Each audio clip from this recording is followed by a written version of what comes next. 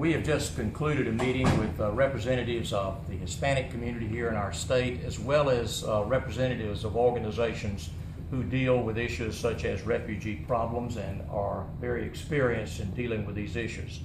I appreciate the fact that they would take time to come and share information with me, and we have all agreed, I think, that we want to be sure that Georgia is perceived in reality as well as in perception as being a state that understands the humanitarian crisis associated with unaccompanied children who are coming to our state.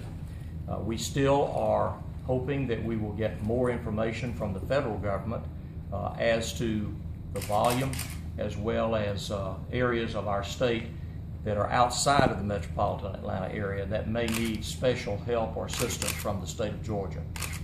We've already, of course, heard from some of the areas of our state with regard to the education challenges, and we know that those numbers of those children that will be showing up for registration for our school systems will probably increase.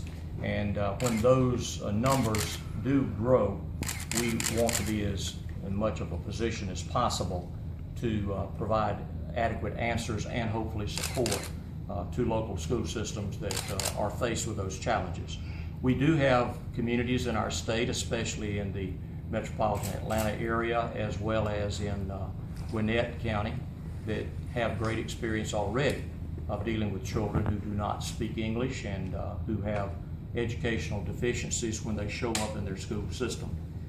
The same is true, of course, in the Dalton area, because they have had programs in place there in previous years, and now, I understand, have recently put a new program in place to deal with children coming into these categories of being unaccompanied and having not only language deficiencies in terms of English, but also educational deficiencies in terms of the lack of basic education before they came to our country. So these are a few of the problems that we have discussed.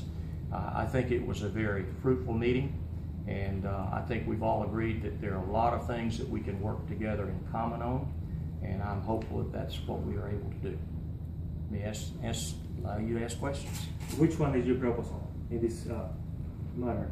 I'm sorry? Which one is your proposal right now? What you are saying regarding the facing this problem that you say, and also you send the letter to President Obama asking for what it can happen with these kids if they will be in the category like refugees, or which category?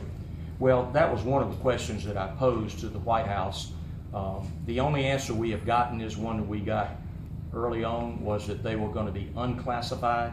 Now, in talking with some of the organizational representatives who are here with us today, their understanding is the same as we think will happen, and that is that the children, when they are actually interviewed and their circumstances are evaluated, some of them may very well qualify for refugee status, but that determination has in most instances not been done initially.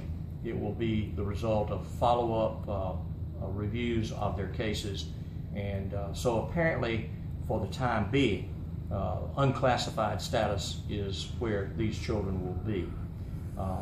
Now, with regard to communication from federal agencies, their responsibility under the law is pretty much at the federal level.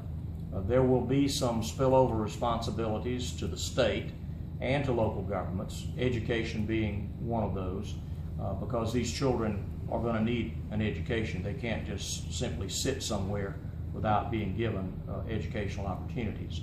But we will also probably have potentially some involvement from our Department of Family and Children's Services if they are asked to do evaluations and home studies of the locations in which the children are actually being placed. To my knowledge, that has not happened at this point in time, but there have been apparently preliminary contacts with our DFACS office indicating that they may very well be asked to do those evaluations. But if they do, I understand that the federal government is willing to pay the cost associated with that. Have you talked with